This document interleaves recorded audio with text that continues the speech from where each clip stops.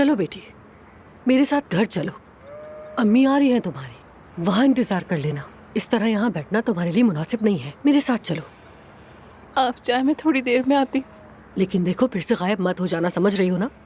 वरना तुम्हारी अम्मी को दिल का दौरा पड़ जाएगा। Keklik gibi kanadımı süsmeledim. Murad alıp doya doya gezmedim. Bu kara yazıyı kendim yazmadım. Alnıma yazılmış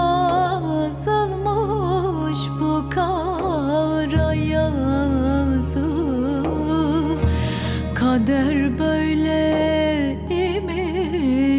ağlarım bazı. Gönül heyek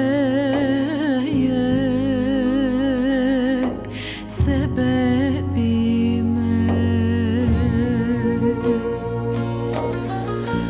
Bu kara yazıyı kendim yazmadım. Alnıma yazılmış bu kara yazı. Kader böyleymiş, ağlar